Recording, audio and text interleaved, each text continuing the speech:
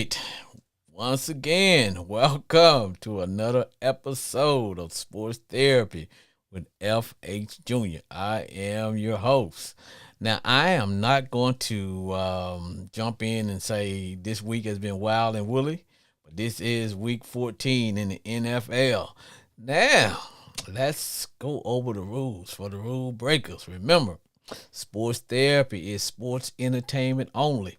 We don't give medical advice. We just give life advice. Now, do not ever call me doctor. I am FH Jr., although I do have a master's degree in counseling, but do not call me doctor. Sports therapy, once again, this is sports entertainment only, where callers will have 2 minutes to call in and rip, rant, kick some knowledge about all things NFL related. Also, please keep in mind that if you call into the show, which I hope you do, please turn your volume up on your phone all the way up so that we can all hear your conversation. Now, please keep in mind on Sports Therapy with FH Jr., we don't talk politics. We don't give a fat rat's butt about what the Democrats are doing, nor do we care what the Republicans are doing. All are welcome on the show. We don't talk race relation, nor do we talk sexual orientation. Got that over with. Our show this week and then every week is sponsored by Crown Royal. And you know that is my favorite drink.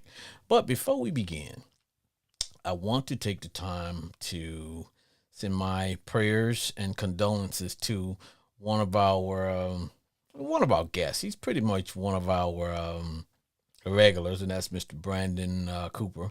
Brandon lost his aunt this week, and I want to say to Brandon, hey man, we are keeping you in our prayers, and we hope that everything goes well with you. And please, give us a call if there's anything that we can do.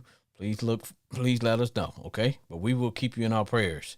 And that is Brandon, and of course, he comes to us on a regular basis, big Raven fan, and he's also one of the members of Ignat University, and that's where him and the guys really entertain there too. So they have a sportcast. Now, I am in a happy mood today. All because now you guys know I'm always wearing the standard uniform, which is my the standard uniform, the basic black augmented by the commander's colors, set off by the Washington commander hat, along with the cool beard that I sport every week. My Commanders, although we didn't play this week, we made the playoffs. Well, we're back in the playoff hunt now. You know what? Maybe we should take off next week. But no, we got to lay hands on those Giants. So, hey, man, the show is what it is, man. The show is what it is, I expect to hear from Ravens fans. I definitely expect to hear from them, their Cowboys, along with the Who Dat Nation. So, it's gonna be an action-packed show. Haven't decided the format for Christmas yet, because I know there's gonna be games on Christmas night, and I may take one for the team and have the show Christmas night, because that's what we do. That's what we do here, man. We're here for you. We're here for the fans. And remember, I don't like doing the show alone, so that's why I hope we can get some calls in, because now I can carry the show. Do I want to? No. I get my energy and my juice from my fans. So if you want to call in, the number to call on the show is 940-329-4510. That's the number to call if you want to be a live guest on Sports Therapy with FH Jr. Also, I have I wouldn't say I ventured out, because Sports Therapy comes to you live always on Facebook and YouTube. But you know what? We're on Instagram, and we're getting our Instagram on. Yeah, we are. We're new to Instagram. First time I was on, man, I got suspended the first day. I don't know what I did, but we're back on Instagram. So if you want to check us out and follow me on Instagram, that is Sports Therapy with FH Jr. And you can always get us. All right. So now let's go on with the show. There has it was exciting today. The show was very exciting. We have a calling guest already. Sports Therapy with FH Hello? Jr. Hey, Hey. Who we got? Jay. Jay and Grandpa. Jay, you know the good thing about today is What's that? your Saints were on a bye this week. So that was a great thing. So, can't say you guys had a bye.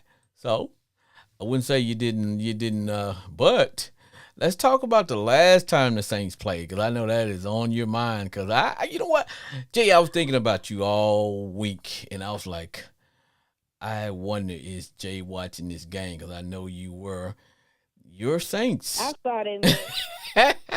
Well, you know what? You know the gist of the show where you get 2 minutes to rip, rant, kick some knowledge, or just cry, cuss.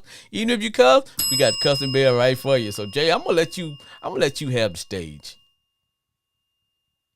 I don't know what that was. It seems like we had that game. We had that until the end, the fourth and the fourth. We we just let go. The defense played loose. We missed too many tackles. We gave up too many yards. I don't I don't know what that was. And then Taysom Hill, he dropped the ball. He couldn't catch. I don't know. Far be it We for just fell me. apart. How you come back from? We had a game. We had 13, was it 13, 16, 16-3, and then we just let go. You let go of the rope. You know when the rope starts to burn your hand, Jay, you can't do nothing but let go. I watched that game. See, on Thursdays, I do something else. Other than, see, for those who think all I do is sit around and podcast and things of that. Hey, I do have another job. Now, I'm not gonna go into detail as to what my other job is, but I do work for the education system. But in my spare time, I still like to get involved with my kids. So I work some of the football and basketball games as well. So I had to hightail it back for the game Thursday, Jay. And you know what? I like how the game started. The Saints were like, they came out like with guns blazing.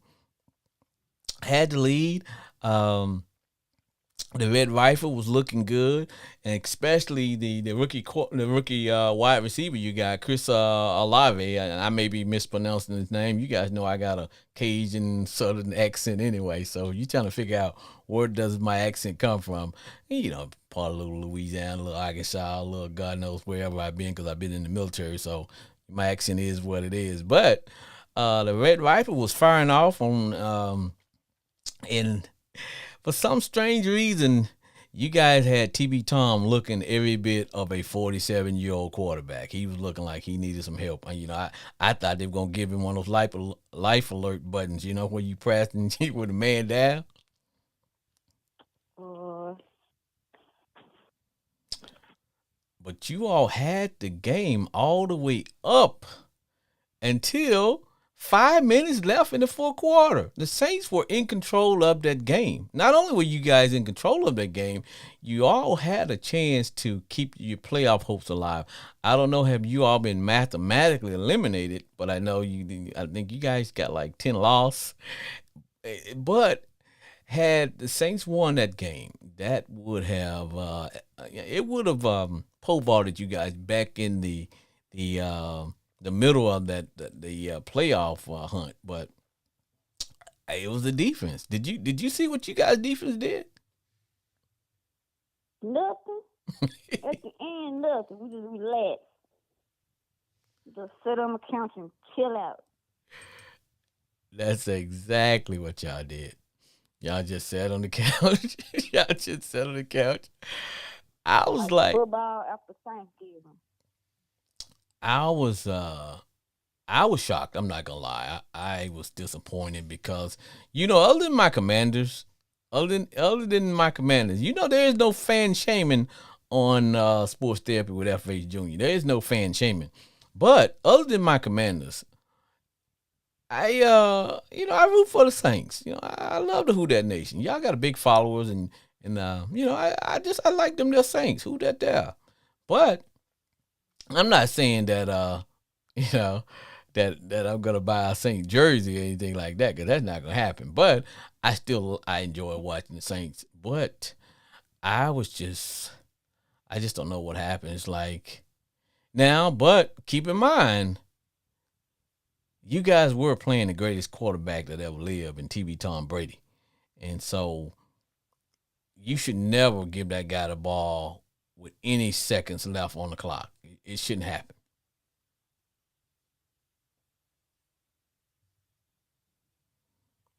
That should not happen. So, what are the goals for next year? Because isn't it time to let Jameis play, right, Jay? We're good. Keep ending the game. We keep him up on that. We're good. You know, I always rag you about Jameis because I think Keep James on the bench. Keep him on the sideline for a minute. He's good. He should be all right. well, the flip side is that you guys didn't lose today because y'all want to buy. So you did the Saints didn't lose. But you guys still may be alive. I gotta go back and look at all my statistics and stats and all that, because you guys may still be alive, because I know that Tampa Bay lost today. So Yeah, there I saw that. and right now That was a nobody, good game. yeah, it was. Nobody in you all division have a a winning record. So whoever wins the division, they are going to have a they're going to have a losing record. So y'all look yeah, because the Buccaneers played the 49ers today, and they, 49ers put it on them. They did. They put them on. They put it on them with about 45. I mean, That's an understatement 30. What'd you of say? the year right there. That's an understatement of the year right there. Oh They got yeah. whooped. Because you know what? When I talk to all of my Saints fans and Panther fans and the Falcons, I come to the conclusion that nobody in you all division like each other. I wonder why. I wonder why. Yeah. Because Saints can't stand the Falcons. Saints fans can't stand the Panthers, and and you guys definitely can't stand the Buccaneers. That's not happening. No, we're good. Well, Jay, I don't know if I think you guys are still alive. I wouldn't say that you're mathematically eliminated, but I will tell you this: I did like what I saw in TB Tom, not TB Tom. I'm sorry. I did like what I saw in Andy Dalton, the Red Rifles, because he played well. I'm not gonna lie. I like Yeah. that. He was on point. Yeah, he definitely was. He was on point. So hey, Jay, I am gonna let you go. Appreciate your call. And All right. can we get a who that out of you real quick? Who that said they gonna beat them? All right, G. Thank you for calling. All right.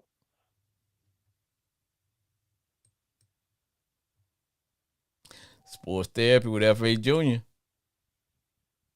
Hey, what's up, brother? Ah, what say ye, brother Chris? Well, I mean, hey, we floated on down tonight. Got barely past that today, but I don't know. Chris, in the words of a famous man, a win is a win is a win. And when is a win not a win? Is when it's a tie or a loss.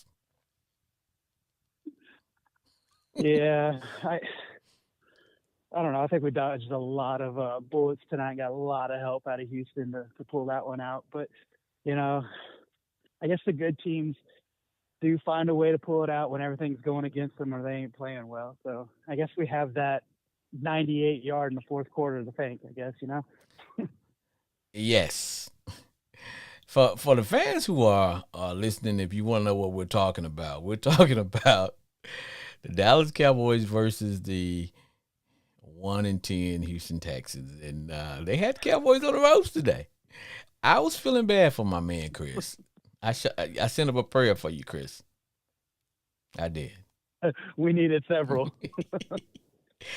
Now you know that the gist of the show is that you get 2 minutes to rip, rant, kick some knowledge, and you cannot talk about the entire game. But Chris, I'm gonna give you some leeway today because I think you need some therapy from what. Because I can tell you, my brother, that was a white knuckle ride.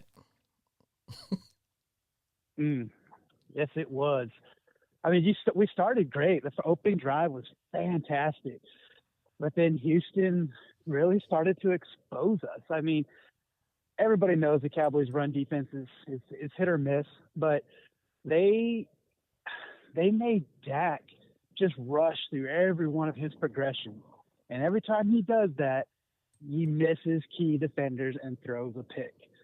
And we finished with 2 picks today out of Dak, and I don't know how we continually do this and come out on top, but I'm not gonna, kick that gift horse in the mouth. But I think we need to do a better job of preparing Dak for these situations, because more and more people are starting to expose him. If they rush him at all, he's gonna make a mistake, and it's showing every week.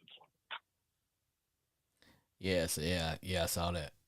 Now, to me, one key turning point in that game was I'm trying to think of the offensive lineman you guys got Steele.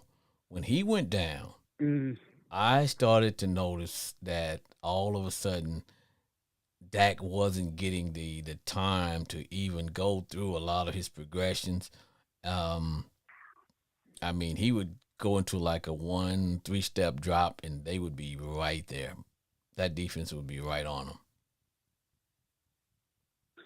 Yeah, then whoever they brought in initially him. after Steele went down was just. I mean, we would have been better off leaving the hole there. But when Peters came in, there's a little bit more comfort there. But I mean, this was late in the game. We're in the fourth quarter, and we're backs against the wall. This is about to be it. And thankfully, Houston, I don't know why they did what they did, but you're right there on the goal line, and you opt not to kick the field goal. Okay, I'll take it. And the 98-yard drive ensues from that. But we're not going to get help like this much longer. We're, the end of the season's quickly approaching. If we want to make a run into the postseason, we got a lot of stuff we got to tighten up on, and we got to do some more conditioning, keep these guys healthy before we get to that point and start losing everybody. And it's just the season was for naught. Chris, I want to take you to one specific event. Right before halftime, what happened? Because I'll be honest with you, I thought at any time the Cowboys were going to take control of that game and strangle the life out of the Houston Texans. I thought it was going to happen. I was like, you know what? Yeah, because you guys were favored to win that game, I believe. The point spread was like 17 points. But right before halftime, man, I'm not gonna lie. I went to my kitchen to get me some food. I came back, and the Texans were up by 3. Paint the picture for me, because I missed that. What happened? I'm gonna be honest with you too. I missed it as well. I do know that the only reason that they only were up by 3 is because yet again our defense is saving us. And I mean we kind of got iffy there today as well with a couple of our defenders, but like always, they're the one part of our team right now that is stout and is always showing up consistently. Mm-hmm. You're right, though. This game should have been out of hand from the beginning. Yes. We had too many drop passes, so many miscues. It's just almost as if Jerry went down to one of the local high schools out here and said, hey, I'm going to give my boys another week off. Come suit up for us. Because that was not the team we saw against Indianapolis at all. Man, I'm telling you, right before halftime, I thought you guys kicked the ball right back. I'm like, you know what, this game is gonna be tied at halftime, 17-17. I think it might have been like a minute and 10 seconds before halftime. I'm like, you know what? Let me run and get me something for a quick, because I'm snacking while I'm watching the game, because I always have a good game meal planned. But when I came back, man, they were kicking a field goal. The Texans were kicking a field goal and going up 20 to 17. That's why I was asking you, what? And I can't remember if if it was one of his picks or if it was just one of those many 3-and-outs they forced Dallas into. Now that I'm not gonna lie to you, that defense had our line's number today. Like there was no out for us at all. They were in the backfield snuffing out our run, and then just in Dak's face constantly hitting his arm, hitting him, not giving him the time to plant his feet. But like they say, any given Sunday, even the worst teams in the NFL can show up one day and give you a run for your money. Well, you know how we talk sometimes, and I tell you that when it comes to the Cowboys, for some teams, the Cowboys are their Super Bowl game. It's like, you know what? We could get up to play these guys. We're 1-10. We have nothing to lose. We're just free, playing free. I question Lovie Smith's call on that 4th and goal from the freaking 2-yard lines. Like, dude, kick the field goal and go up 6. But I think he felt that if he had gotten in that end zone and went ahead with that 6 points, it would have taken the air out of the Cowboys, and this final would have been different. And I think that's what he was going for because of the same mindset. They had nothing to lose. They're going to come out of there either 2-10 or 1-11. So either way, they could lay it all on the table. Yeah, I agree. But I would love to see him take that field goal. But either way it go, Cowboys went down with less than around about 2 minutes left, and I actually thought at that point you guys were going to play for overtime. I said, okay, we're going to have some overtime here. But the next thing I know, hey, you guys got in the zone, and it was touchdown city. Who could argue with that? No, and yeah. I mean, I'm as irritated and frustrated as I was for 90% of that game. The opening drive was good, and the way we closed it out was good. And I guess that's what we need to hang our hats on tonight. Nothing was going the Cowboys' way. He wasn't comfortable in the backfield. Our running game was abysmal at best. So, I mean, we still came out of there with a W, and a win's a win. So I guess we hang our hats on that this week. Now, Chris, let me say this to you. What I saw, because, I'm going back and forth between several games so I could be able to, talk about it on the show. But what I saw was teams just running the ball on the Cowboys. And it's no secret. You run the ball at the Cowboys. You guys have a small defense. Now, you got some guys that's going to make some plays, but you can't run away. You can't get in 3rd and long against the Cowboys. Everybody know that. You're in 3rd, and anything above 3rd and 4 or 5, they're going to pin their ears back, and you're going to get a heavy dose of the Cowboys. But the formula, or I would say you guys' Achilles heel, has been teams' ability to just run right at you. Yeah, there's no arguing that. And you're right. When they get into those 3rd and 5, 6, 7, 8, yeah, they're gonna bring the house. It just seemed as if we weren't running to the full caliber that we normally do. Because I don't know if it was the fact that they were doing like there's 2 quarterbacks and 2 running backs against us, and it was just always a different look. If that's what kept Dallas on their heels, but they need to dial something up. They need to run. I don't know what they need to do, but I need to see some more, on the fly adjustments coming out of Dan Quinn right now. Because if we continue to defend against the run that poorly, yeah, it doesn't matter. They're not going to throw against us if they could just run against us. No, because when the playoffs get here, it becomes a hand to hand, combat, basically.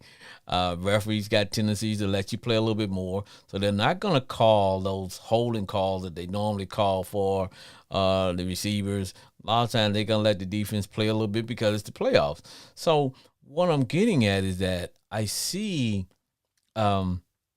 because when I think about the Cowboys in the playoff, I think about that game with the 49ers where they just ran it right down your throat. And, I don't see, I mean, you tell me what is going to happen that's going to be different than that. Because you guys picked up two guys that were supposed to be run stoppers, but I didn't see them stopping the run at all today. No, I guess they all just, left the clubs a little late last night and didn't come ready to play. I mean, because at the end of the day, yeah, our defense is considered one of the top tier defenses in the NFL. But when our offense is clicking, you don't want them on the field. And Houston hurt us today because they were able to exploit that run that we couldn't stop, and that kept our playmakers really on the bench. So you use up the game clock. If you go through the stats from today, time of possession was heavily in Houston's favor. Yes. We should not have come out with that win today. And that's what they need to prevent. They need to be able to attack them on that line, dominate that line of scrimmage, really to own that doomsday defense and title, in my opinion. But they got a lot of changes they got to make. Well, most teams, the way they have played the Houston Texans, they have came out and said, you know what, we're going to stop the run and make the quarterback beat you through the air. Make the quarterback win the game by throwing. It was like Cowboys. Everybody know the blueprint on the Texans. You just come out because they're gonna run it at you. Period.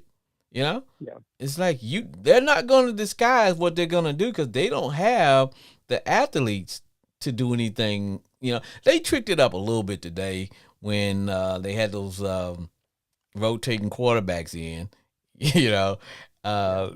But still, it's not like they came today with some extra wide receivers or extra players that could really get things done. It looked like it was the same old, man. They're going to feature the run. Well, don't tell Moore that, because if you ask Moore, that receiver, he had a breakout game. I mean, he was just a top-tier receiver today. And there was no answer for him from the Cowboys defense. He was beating us up, and because we were trying to adjust to the run. Every time we tried to adjust for the run, there was more over the top. And so, I don't know. They got to balance it out a little bit. I don't know if it's because people are not at 100% and they're milking it along, because I don't know. It just didn't. It felt flat to me today. It just did not feel like that energy was there the last couple of weeks, like it was in the last couple of weeks. So I don't know. We'll see. Let me ask. We got Jacksonville next. Let me ask you this question: Could the problem have been the fact that I'm trying to think of the DB that you guys had that got injured?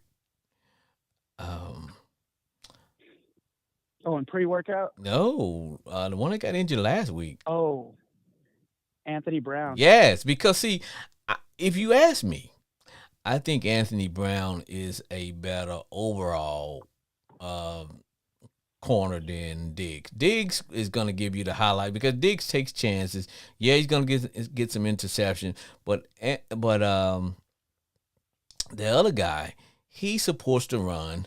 He's there, and he allows Diggs to do the things that Diggs does. And I think you guys missed him today. Yeah, there's no question in my mind, because that strong, stiff element to counter Diggs, it wasn't there. It was definitely missed. And Diggs' personality came out at the end of the game when he's begging for at least 50-50 credit to that interception at the end of the game. It's just like, that's not where your head needs to be at. You came out with the win. What can you do to improve that? Because you should have blown this team out. That's where your head needs to be. So, yeah, we're missing Anthony Brown, and hopefully it's sooner rather than later when we get him back. But, yeah, it definitely felt tilted on that defensive side. And I didn't even think about Brown not being in there today. So that accounts for a lot.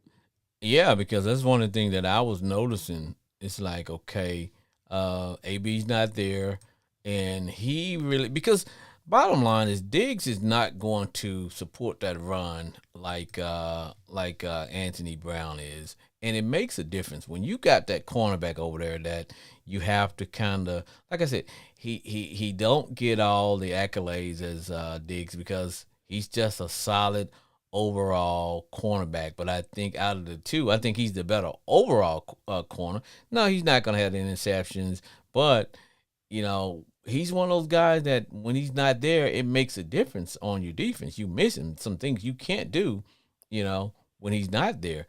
And I think that set the tone. But I also know that when Steele went out,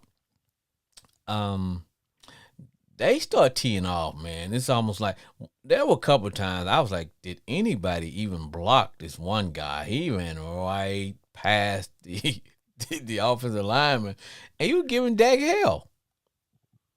Yeah, it was. He's a former Cowboy too. Malik Collins. I forgot his name now. But yeah, he was a former Cowboy. He was just eating Dak all day. Yes, he just no worry. He was living in the backfield, and when he didn't hit Dak, he would scare the living hell out of him. I think he was the guy that hit his hand and caused that fumble. Yes. And then there was one play now when Dak, I don't know what the hell happened to make Dak throw that interception, man. I don't know if he was staring down the receiver or he was just, jumpy from being under siege. But I was like, whoa. And it was at the... It almost was a wince, though. When he threw it, he was wincing in pain almost. So that one, really nobody was in his face. He really didn't have that pressure, but it almost seemed like he was still feeling something when he let that ball go because it was just, I don't know, it was like he was throwing right to the Texan. You think? You think, man? I was like, okay, what? Now the flip side of that is two things. Because I tried to see the positive out of everything. One is that, my Commanders didn't play today, so I can't be upset today, brother. That's why, I don't need therapy today. I'm good. I'm okay. I don't need therapy. I'm here for you guys. But, I had my one-day membership for the Philadelphia Eagles. I was an Eagle fan. Just for the day. And the Eagles beat the living hell out of the Giants, man. To the point to where I had to quit watching. Because, they even switched the freaking channel. They moved it over to the Cowboy game. Yes. They even, I remember when they cut in, they're like, we'd like to welcome everybody who was watching the Eagles destroy the Giants. So, I mean, yeah. And you know what? I will say the Eagles are the best team in our division. It's time for us. I'm a Commander fan. You're a Cowboy fan. It's time for us to just bow down and say nobody's going to catch them in the division. And barring, they're the most well-balanced team. They are. You just have to pick one. You have to pick one way to go after them.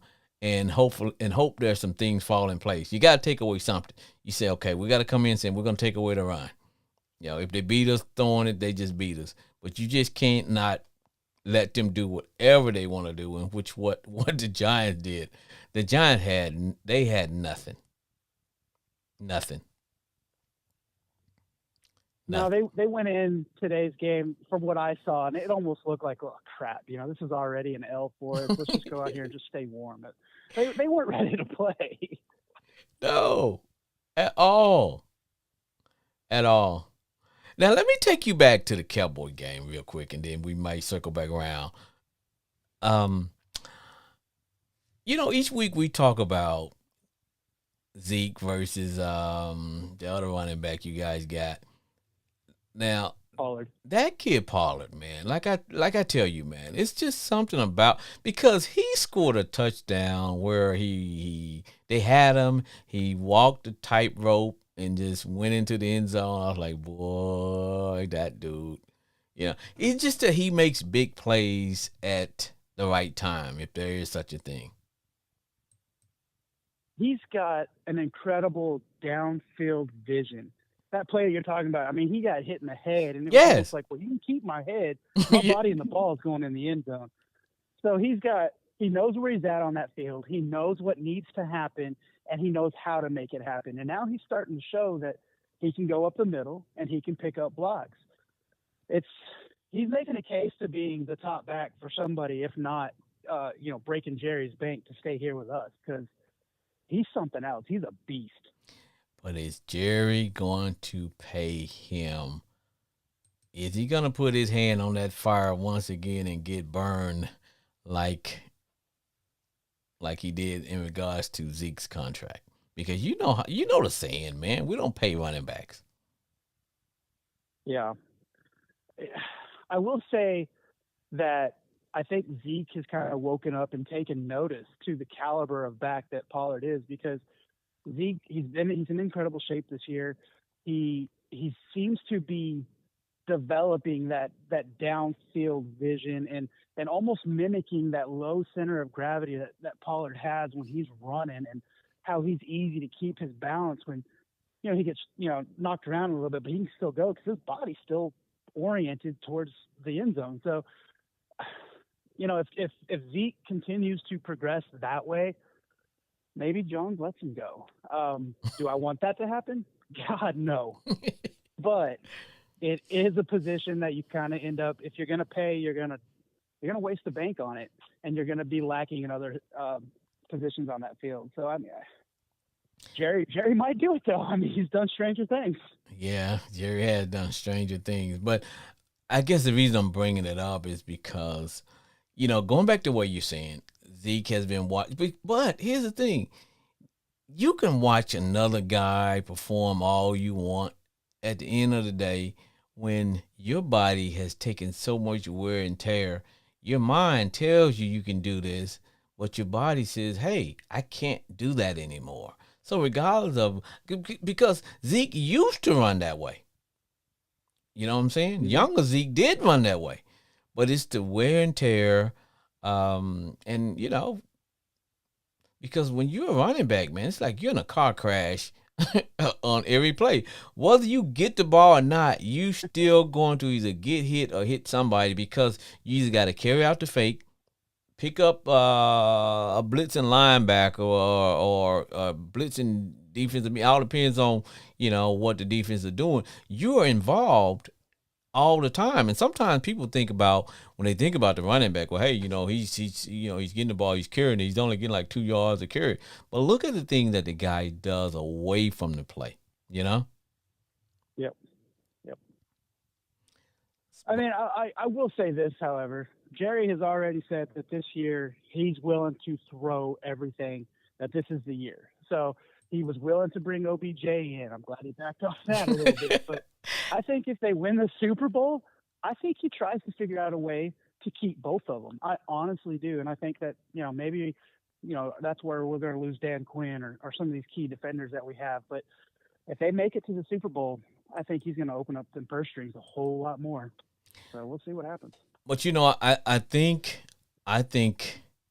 and I'm a Commander fan, so I'll never be on you guys' bandwagon at all. In fact, you guys know most of the time I cheer for you to lose.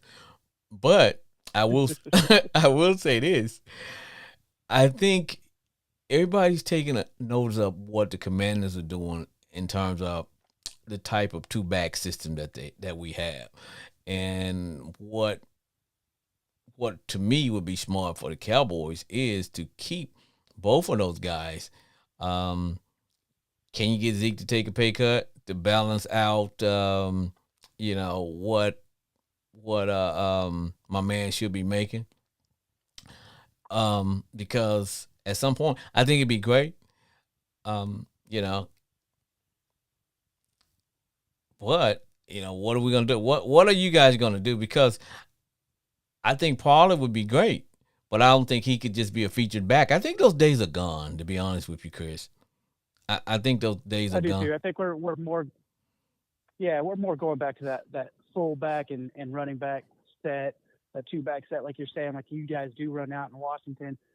I mean, I think they could restructure his deal to maybe take some of that money that's tied up into him and turn it into bonus or something. I think it can be done, and just the relationship he's built with this team, I think they could do it. I mean, he made it a point to be one of the highest paid back at that time when he was holding out. But I think at this point, since he is getting older, I think he's starting to evaluate things a little bit differently, and I think he likes having Pollard come in and carry a little bit more of those tougher downs for him. So I'd be interested to see if it was ever offered what he would do, because I think he would jump on it to keep Pollard because he's such an explosive yin to his yang, if you will. You know what I mean? Yeah, and I think other than the old standard quote, which is have your feature back and a third down back, but I think because with the Commanders, we don't have a third down back anymore because my man got hurt, McKenzie got hurt. But that may have been a blessing in disguise because now we feature two guys that pretty much get the same amount of carries, and we ride with whichever one that's hot, And if you any kind of running back, you really don't mind. You really don't mind if let's say if Chris is hot. I'm like, hey man, keep letting Chris do his thing. I don't have to take that wear and tear. I don't have to take that ice bath this week.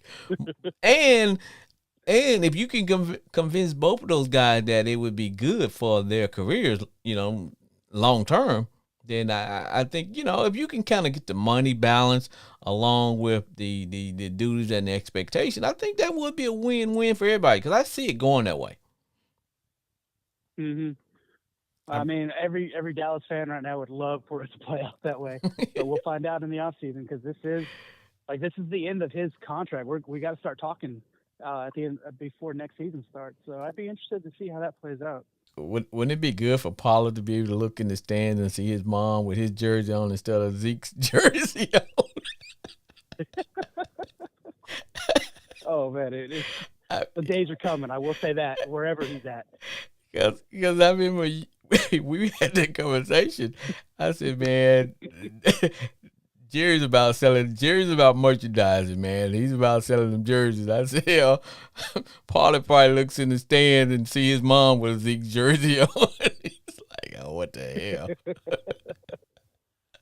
But I mean, because I think now you should be able to start merchandising and selling his jersey because he's starting to get, he's starting to get out there. You know what I mean? He really is. Mm-hmm. A lot of people are starting to take notice. And, I'm being facetious, but he is a good back, man. And I told you, man, the guy has a lot of wiggle. You're seeing him take more advantage of the touches he is getting. I mean, in prior seasons, he may have not ran as hard or, tried to make that second effort for that end zone. And he's doing it. I mean, he's definitely putting people on notice and showing them that, hey, I can do this. You can count on me for this. So I don't know. I don't want to lose him because I definitely don't want to play him.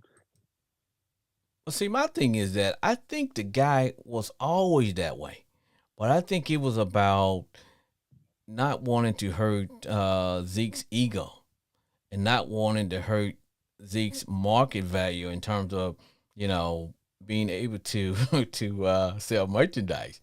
Because Pollard he didn't wake up all of a sudden and became the back he is now. He's always been that way. They was just limiting the carries that he was giving. They were limiting his opportunities, But every time, I mean, you pay one guy six figures, you want to use him. Yeah, you think? But every time that guy was making the most out of, if he was only going to get the ball 4 or 5 times a game, hell, to the point, because the first people that started to really call for Pollard to get more action was the actual fans. Yeah. Yep. A lot of times we're the ones who have the better seat in the house because we can watch the guys run a little bit more objectively because fans want to win. Want to win and we ain't covering that paycheck. No, not at all. Not at all, my brother. You're right. Not at all. But Chris, it has been real. Let's give thanks to the Eagles. Let me give thanks to the Panthers because right now without throwing not one touchdown or blocking not one person, and without not taking one hit, Commanders are back in the 7th spot for the playoffs, baby. Man, if there was ever more of an epitome definition of a win on a bye week, you guys got it this week. Hey, brother, what do I say? A win is a win, baby.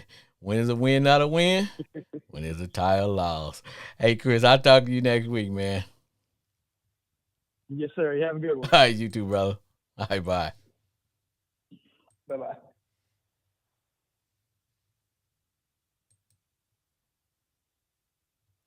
Sports Therapy with F.A. What's Jr. going on, my brother? Hey. What's up with you, my brother? Hey, man.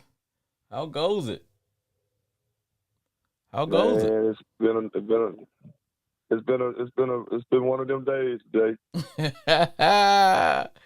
Has been one of them days. Yeah, my Steelers, we didn't show up today. We let 3 quarterbacks beat us. For those who are 2 listening, for Baltimore and 1 for us. for those who are listening, Yeah. this is Sports Therapy with F.A. Jr.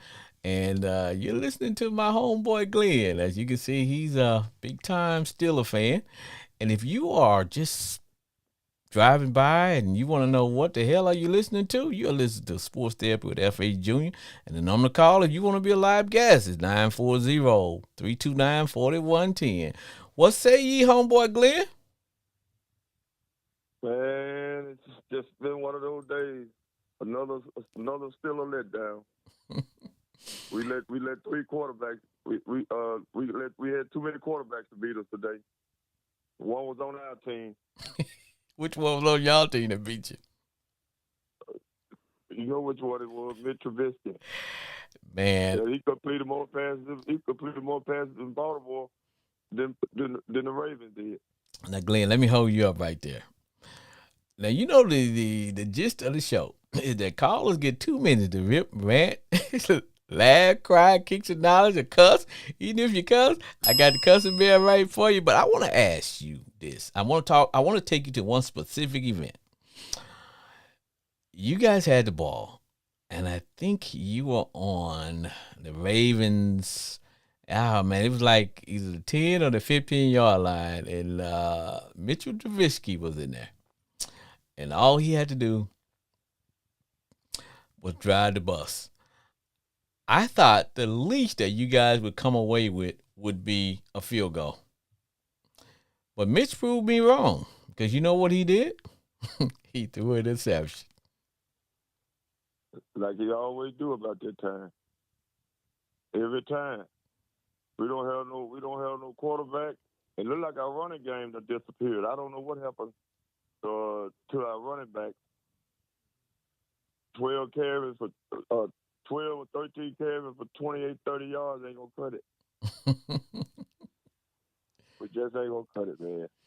But I know we might well get ready for the draft and go in there and get us an offensive lineman instead of a playmaker or a quarterback. So, now, you know, I'm looking forward. Go ahead. There was talk about Kenny Pickney was coming around. He's starting to look pretty good, and it's like, okay, he's starting to fit the position. And didn't he go out today with a concussion? Yes. And I don't think he. That's what they said, but to me, I don't see nothing he do spectacular. I don't see no improvement. I don't see no improvement coming from him. And we need an offensive coordinator bad. I don't know what we're gonna do if we don't get an offensive coordinator. We'll be 6-11 next year. Who's you guys? Keep that offensive coordinator. Who's your offensive coordinator? Is he new or has he been there a while? Because I know Mike Tomlin is more on the defensive side of the ball. Man, I can't think of the offensive coordinator name right now, but he's been there. I think this is second year there, but he ain't cutting it. He ain't cutting it. in the defense, he's not cutting it. We need a whole overhaul on offense. About 3 years ago, we had one of the best offensive football. Now we got one of the worst. I don't know what happened. Yeah, But yo. we barely hanging on to a playoff spot by a string. But I think after next week we'll be out of it because I think Carolina gonna take us out. I Carolina think look. the Panthers gonna take us out. The Panthers looked pretty good today when they took down. Let me see what them their Panthers. Yeah, the Panthers did me a favor Seahawks. today. They did me a favor today. They Yeah, took I know they did. they took out them Seahawks, boy. They I, put us right back in that 6 and 7 spot, baby. I'm like, okay, I'm good. man, it's coming down to the wire, and I think it's gonna be real. It's coming down to the wire. It's gonna be real good It is. this year. It is. Yeah, it's coming down to the wire, and whoever make it in there, you have to, each. I don't care if you're a 5, 6 seed. It's gonna be dangerous.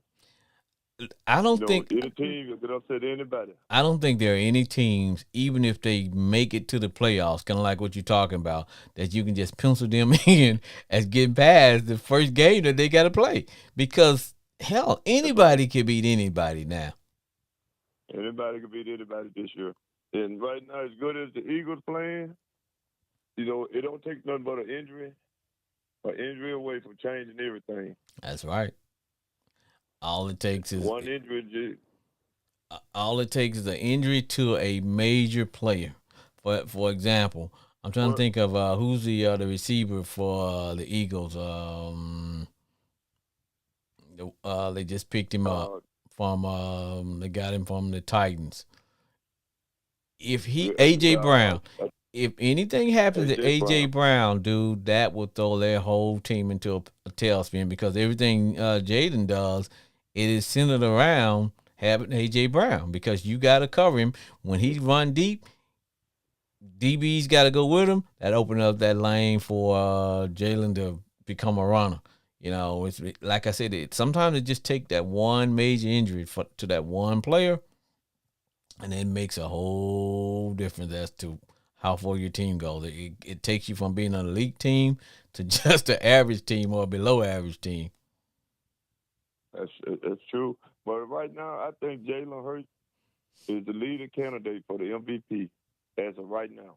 Oh, I do too. 4 games left. Anything can happen. But right now, I think he just took over the lead for MVP. Oh, I agree with you. I don't see nobody playing better than Patrick Mahomes, Josh Allen. I know they keep trying to throw their names up in there, but I don't see either one of them playing better than Jalen Hurts right now. Not right now. Not right now. But that NFC East, it tightened up a little bit. As good as Dallas playing, they should have lost today. I knew they were going to find a way to pull it out. But as good as they playing, they still in 2 games behind the Eagles. So anything can happen. Dallas showed me today that they vulnerable. But anytime you can't blow out the Houston Texans, I know. something wrong right there. And like I keep telling them people, the Cowboy fans, the one I talked to my cousin the other night in Dallas, Chris, you are not going to no Super Bowl with no Dak Prescott as your starting quarterback. Say it one more time. I'm just saying, Dallas Cowboys will not go to the Super Bowl with Dak Prescott. I want them to see that film Stephen A. Smith showed last year when they got put out by the 49ers. They're going to be looking the same way about the first round. Whoever they play. More likely Tampa Bay Buccaneers. Now, I will tell you, I think if you were to ask me what 2 teams that I don't think anybody want to play in that first round are the 49ers and the Commanders. I don't think anybody will play us or them because we play just physical, run the ball. We just play physical. We try to control the clock. And both teams have a bus driver quarterback right about now because remember, 49ers are playing a rookie since my man broke his foot. And because, we got Heineke, but, he's a gunslinger, so we got to manage him. But because I don't know if you got a chance to watch last Thursday night's game with feature the Buccaneers and the Saints. The Saints had that game won. They had the Buccaneers, They should have won. Oh yeah, they Don't were. have a coach. Don't That have a coach. they defense gave up 2 touchdowns within 5 minutes in the fourth quarter. And then get fined $500,000 Yes. for cheating. Yeah, man. When they catch you on camera just going down like somebody shot you. I was like, it's like who's But man, like I say, man, it's the 49. I like that quarterback they have. He's a rookie. He don't get out there and make no bad mistakes. He don't get out there and make mistakes, and he's kind of steady. He's not gonna beat himself, and he played within the system. So I think they still gonna be kind of hard to beat with that defense they have. I don't know who really can move the ball on them. Too tough. Did you see what they did to the to Tampa Bay today? Destroyed them. Man, they beat them. Did you see that hit? Did you see that hit that guy from Jacksonville put on Derrick Henry? Yeah. Yes, sir. Yes, sir. Yeah. Man, They were hit. I never seen them get hit like that. They Jacksonville, Detroit, and Carolina is 3 teams on the rise. mhm. Jacksonville they're gonna be tough in about a year or two.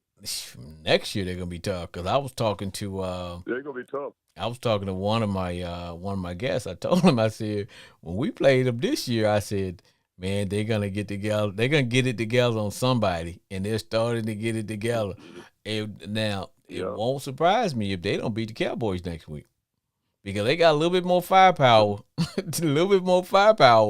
than the Texans have, and they got a little bit more firepower. So I think they. That's true. I think they told Jacksonville they physical. They team in Detroit. I'm beginning to kind of believe in them a little bit. Yeah, but man, I need somebody to stop them Detroit Lions because they're the ones who are gonna be fighting for us for that last playoff spot, man. It's like, wait a minute, somebody got to stop. Well, see, I knew that they had an explosive offense because hell, they beat us, and they beat us because I kept telling people, I said, man, their offense is explosive. I watched them. I'm like, man, it's something about them Detroit Lions. Yeah, they dangerous, man, and they just got that receiver back that towards ACL in the championship game in college. And they play. I think he's explosive. And they play hard for their coach. Play hard for their coach, and that makes all the difference. That makes all the difference in the world. They play hard for their coach. And they don't. And I think they're gonna be a team. They're gonna be a dangerous team. They might not make the playoff this year, but they're gonna have something to look forward to next year. Hell, I hope they don't make the playoff because if they make the playoff, that means we don't make the playoffs. y'all you all just have to win out. Do y'all play Dallas one more time? Yes. Yeah. Now I think y'all. We got the Giants next week. We got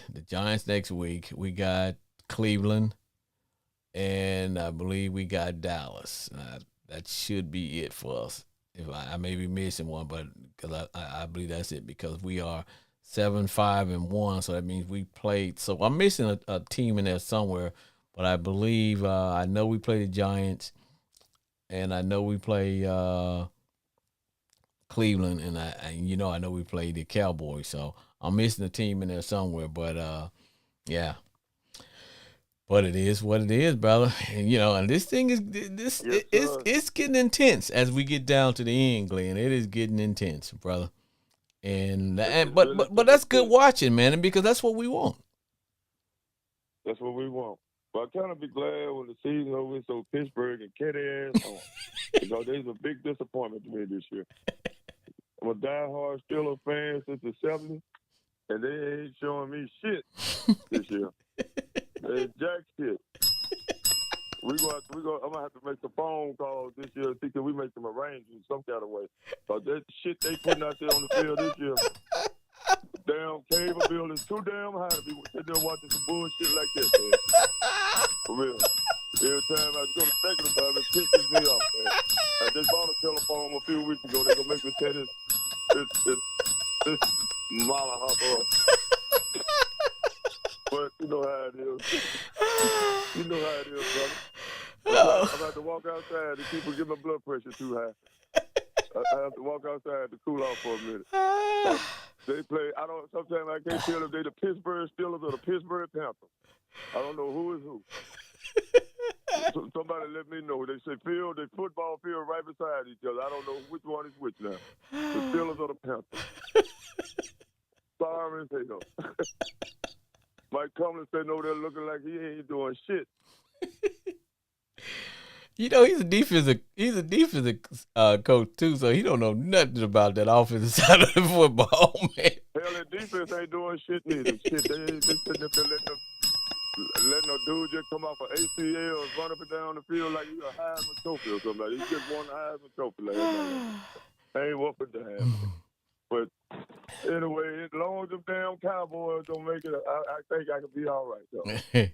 And I feel pretty good. I feel pretty good seeing them go home about the first week of January.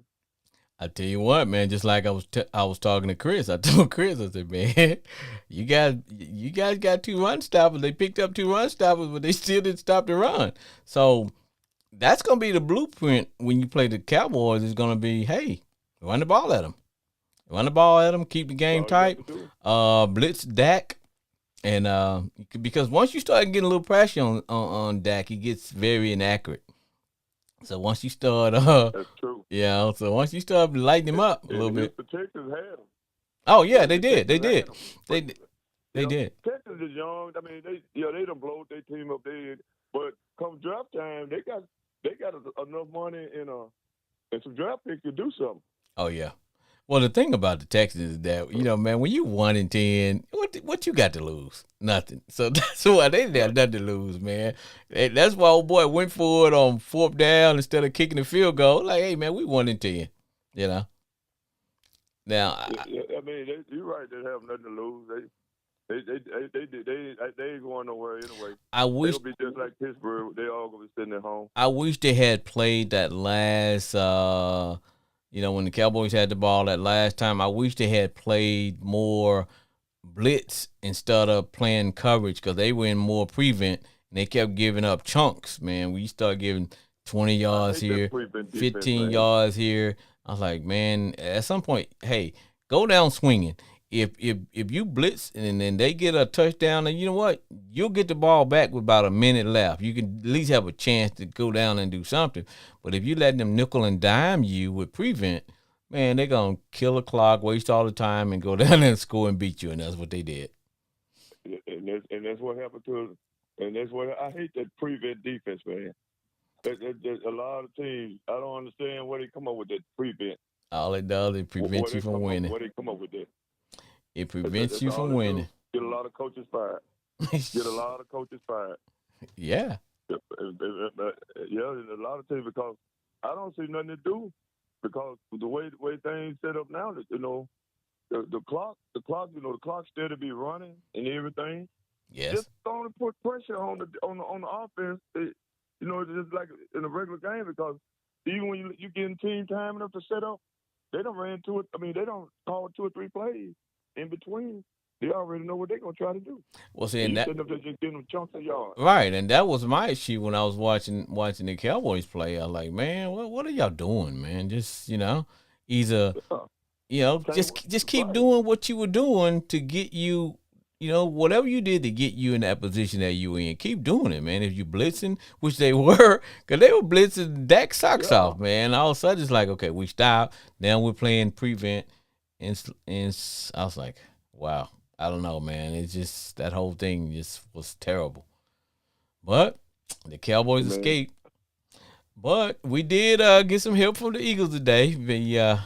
What they did, that was great for us. Yeah. And the Panthers came through. The Eagles, man, right now, they're a machine. They got the best offensive line in football, hands down. Man, you'd be surprised the difference what a offensive line does for you. For your team, people don't realize it's. Right. I would rather have a great offensive line and an average running back than a great running back with just a terrible offensive line, because you can have anybody in the backfield. If you don't have a good offensive line, you're not going to win, because the quarterback is not going to have enough time to do anything. He's not going to have enough time to go through his progressions. The tailback's not going to be able to run because there's no holes, So it's like, but if you have a great offensive line, man, you can put anybody back there. You can get a bus driver quarterback. You can get a average running back. Yes, and you still going to be in the game. That's right. Look at Najee Harris and Saquon Barkley from the Giants. They good running backs, but they don't have no offensive line. No offensive line. Barry Sanders is number one. Yep. Barry Sanders number one all time. Yep. Yep. Yeah. Because I'll tell you, when we played the Giants, man, we just feasted in their backfield. First thing we decided that we were going to take away. Now, I fought the defensive coordinator for that last game because we knew that the Giants can only do two things. That's run the ball and then run the ball. And so they were going to come out and feature Saquon Barkley, and we shut that down. But we fool around was giving up too many freaking yards to the quarterback. Like, come on, this is Daniel Jones. And like, come on, man. At some point, we should have had somebody spying. Huh? No, I just said I want to give a shout out to the Eagles because the last 2 weeks they held Derrick Henry and Saquon Barkley to about 60 yards combined rushing. Oh yeah. Like I said, the Eagles. If there's not a major injury to someone like AJ Brown, I don't see anybody stopping them. I think they're hungry. Only problem is my only concern with the Eagles, and I think when we beat them, I think what that did was kind of made them get hungry again. It made them get hungry because they went out and got two people that they needed to show up that run. So when they got that covered, because sometimes you need a good loss. You need that loss to come to get you back hungry and refocus. So the Eagles gonna be hard to beat.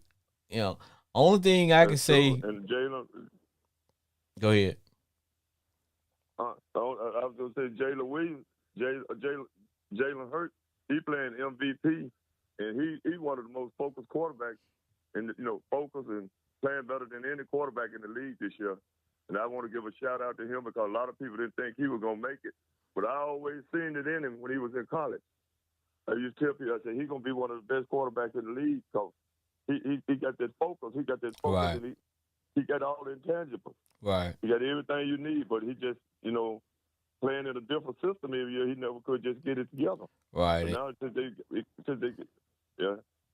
got him out that system, they got him in the regular system now. He's showing his talent. He's showing what he can do. And the coach there saw something in him that right. the other ones didn't see, because that was almost like, okay, are the Eagles going to draft a quarterback this year? And he's like, nah, we got our quarterback. And they just kind of built because he's a little bit different kind of cat when it comes to running that RPO offense, because he can actually throw the ball, and he's getting better as a passer. He's starting to throw from the pocket, and he's getting a lot better. That's true. Well, homeboy Glenn. Everything. Well, homeboy Glenn, you're about to hear the sound of my music as we wrapping the cabin for another episode of Sports Therapy with F.A. Jr. I love it when you call because you have a lot to say. And I know how you love them Cowboy fans. That's one thing I got to say. Damn them Cowboys. That's one thing I got to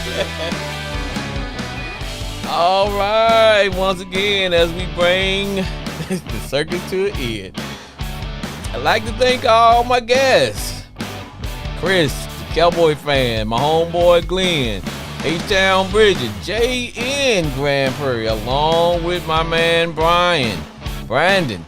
Let's keep Brandon and his family in our prayers. And Brandon, we want to say hope to see you next week. Now, this has been another episode of Sports Therapy with F.A. Jr. And always remember, to all those on the yard, I always say, stay golden, baby. And hello to the country Kennies down in Arkansas and Louisiana and across the great state. Please, whatever you do, Follow me on Instagram, Facebook, and subscribe to my channel.